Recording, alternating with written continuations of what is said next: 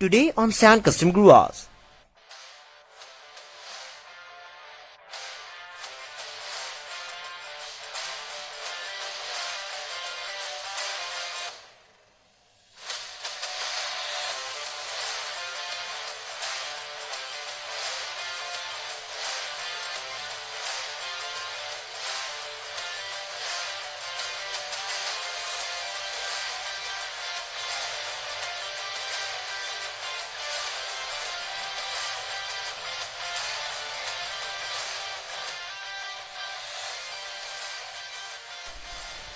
Hello guys, welcome back to Sand Custom Garage once again.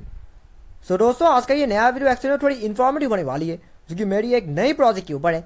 भले actually में नई project नहीं है, लेकिन ये एक काफ़ी पुरानी कार है जिसे मैंने काफ़ी दिन में पहले तैयार किया था। लेकिन बस रिसेंटली मैंने कार में थोड़ी बहुत और अपडेट्स, मेकओवर और रजिस्ट्रेशन करने की सोच रहा हूँ। सो ये कार, इसके ऊपर मैंने पहले भी कई बार वीडियोस बनाया है। जब मैं कार में काम कर रहा था तभी मैंने आप लोगों को वीडियोस दिखाया था। तकरीबन 2 साल पहले मैंने आप लोगों को वीडियो दिखाया था। हालांकि ओरिजिनली मैंने ये कार तकरीबन 3-4 साल पहले तैयार किया था। 2016 या फिर 15 के आसपास में तैयार किया था। सो तकरीबन 3-4 साल से ज़्यादा ही हो गया है। सो ये कार है the iconic 1958 Plymouth Fury Christine, of course. So चलिए मैं आपको कार ही दिखा देता हूँ। 1, 2 and 3 तरह। सो ये कार, काफ़ी लोग इस कार के बारे में ऑलरेडी जानते होंगे। इसके ऊपर मैंने पहले भी कई बार वीडियोस बनाया था।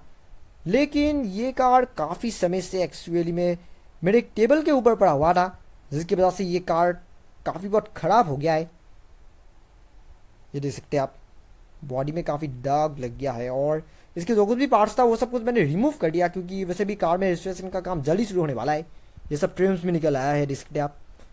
और ये मेरी को सबसे पुरानी मॉडल्स में से है। कि अभी मैंने कुछ दिन पहले जो आप लोगों को जो मेरी प्रीमियर पद्मिनी फिएट 1100 की जो वो स्केल मॉडल दिखाया था, जो मैंने अपने खुद के हाथों से तैयार किया था, उस कार के पीछे जैसे काफ़ी सारी कहानी छुपी हुई थी, वैसे इस कार के पीछे भी काफ़ी सारी कहानी है। कहानी इतनी इंटरेस्टिंग नहीं है। लेकिन सबसे पहली कहानी यह है कि ये मेरी सबसे पहली स्केल मॉडल था जिसकी साइज़ स्केल 1/18 से भी बड़ा था। मेरे पास काफ़ी सारे बड़े स्केल मॉडल्स थे, लेकिन वो मैंने ख़रीदा था। लेकिन एक ऐसी मॉडल जिसे मैंने अपने खुद के हाथों से तैयार किया था, इतने बड़े साइज़ में मैंने और कभी भी और कोई दूसरे मॉडल तैयार नहीं किया था। सो ये सबसे मेरी पहली मॉडल था जो कि मैंने इतने बड़े साइज़ में तैयार किया था। इसका साइज़ देख सकते हैं आप, इसके साइज़ स्केल 1/18 से भी बड़ा है। जनरली स्केल 1/18 तकरीबन यहाँ से यहाँ तक ही होता है, लेकिन ये कार ये कितनी बड़ी है, इसकी साइज़ आपको देख सकते हैं। सो और इसका साइज़ इतना बड़ा होने के वजह से ही प्रॉब्लम हो गया है, क्योंकि इतने बड़े कार को मेंटेन करने में काफ़ी प्रॉब्लम होता है। क्योंकि इसकी जो पार्ट्स है, इतनी बड़ी पार्ट्स है कि इसमें धूल भी काफ़ी जमा हो जाता है। थोड़े दिनों पर ही इसमें काफ़ी धूल जमा हो जाता है और इसकी वजह से कार धीरे धीरे सड़ने लगता है। बस कुछ दिन पहले मुझे ये कार मेरे उस टेबल के ऊपर एकदम धूल मिट्टी से भरा हुआ पड़े हुए मिला था। इसके ऊपर काफ़ी सारे धूल मिट्टी था। और फिर उसके बाद मैंने सोचा कि वैसे भी ये कार मैंने इसमें काफ़ी मेहनत किया था, इसे तैयार करने में मुझे काफ़ी मुश्किल हुआ था। सो इसीलिए मैंने सोचा कि क्यों ना इस कार में फिर से रजिस्ट्रेशन किया जाए। और इसकी जो कुछ भी पार्ट्स था जो कि मतलब अच्छी कंडीशन में था, वो सब कुछ मैंने रिमूव कर दिया। जैसे कि हेडलाइट्स, बम्पर, व्हील्स, सब कुछ मैंने रिमूव कर दिया, क्योंकि मैं नहीं चाहता था कि वो सब और ज़्यादा ख़राब हो जाए। सो फिलहाल मेरा प्लान ये है कि इस कार को पूरी तरह से रीस्टोर करना।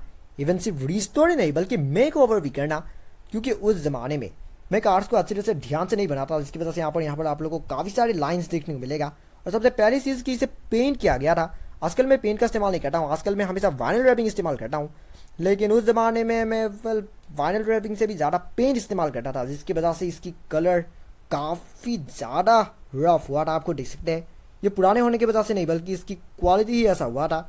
आजकल की जो मैं कार्स बनाता हूँ वो बहुत ही स्मूथ होती है, लेकिन उस ज़माने में ये कार्स कितनी लो क्वालिटी दिख रही है, आपको देख सकते हैं। सो बेसिकली इन सब चीज़ों को ठीक करना होगा। और मेरा फिलहाल प्लान ये है कि इस कार को पूरी तरह से ठीक करेंगे, उसके साथ मेक ओवर करेंगे, जैसे कि ये सब चीज़ें ये सब एकदम स्मूथ कर देंगे। जो कुछ भी ज़्यादातर पैनल से रिप्लेस हो जाने वाला है। और सिर्फ पैनल से नहीं बल्कि कार के बॉडी शेप को भी थोड़े करेक्ट करना होगा।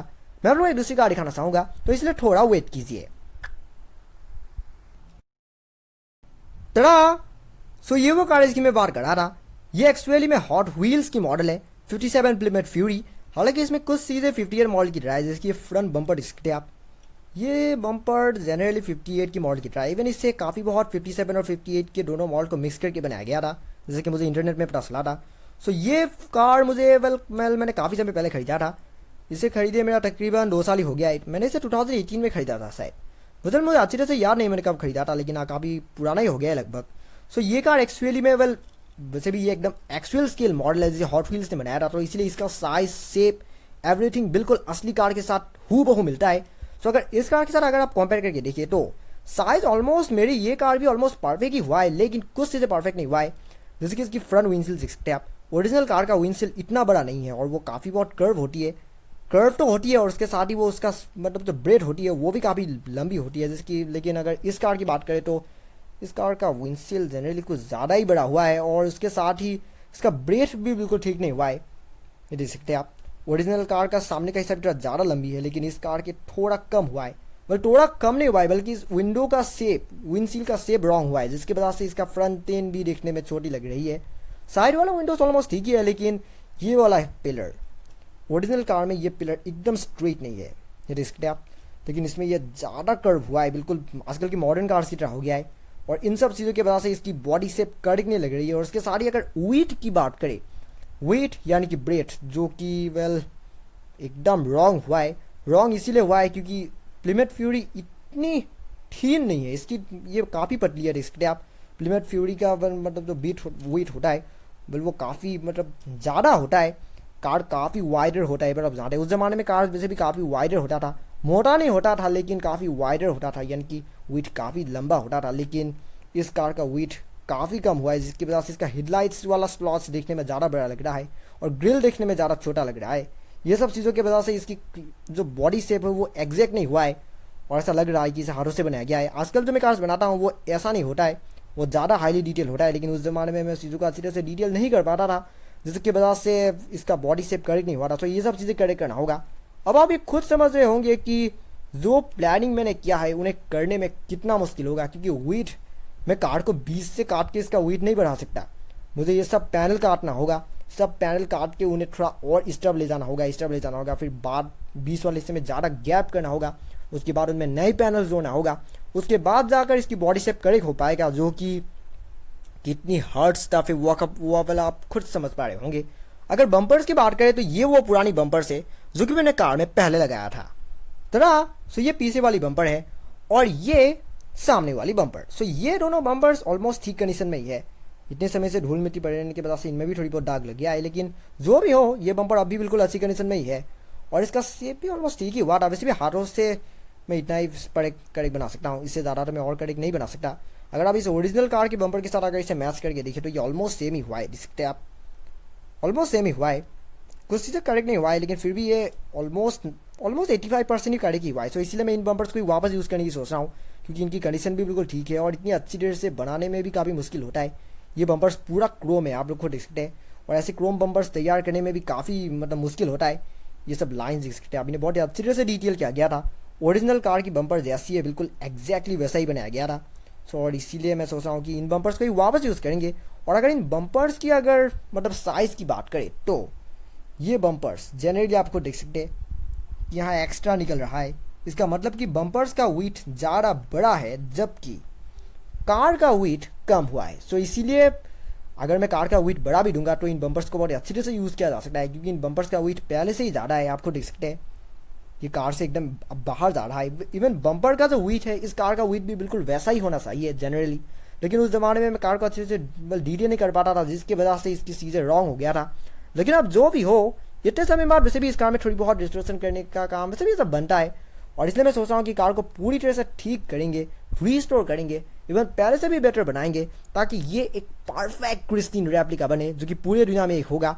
क्योंकि इस तरह की कार्स ज़्यादातर लोग बनाते नहीं है, इवन काफ़ी लोग तो ऐसे कार्स के बारे में जानते भी नहीं होंगे। प्लिमथ फ्यूरी एक बहुत ही रेयर कार है और हमारे इंडिया में काफ़ी मतलब बहुत से ऐसे कम लोग हैं जिन्हें ऐसे कार्स के बारे में पता है। ज़्यादातर लोग बल पुरानी कार्स को जानते हैं, लेकिन प्लिमथ फ्यूरी जैसे कार्स इंडिया में काफ़ी रेयर है। और वैसे भी प्लिमथ फ्यूरी इंडिया में कभी आया भी नहीं था।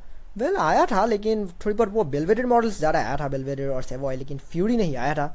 और इसीलिए इन कार्स के बारे में ज़्यादा लोग जानते नहीं होंगे। सो प्लिमथ फ्यूरी भी एक काफ़ी लेजेंडरी कार था जो कि 80s तक काफ़ी पॉपुलर था। हालांकि तब तक कार में काफ़ी सारे मतलब चेंजेस कर दिया जा चुका था, लेकिन उसका नाम तब ग्रैंड फ्यूरी कर दिया गया था।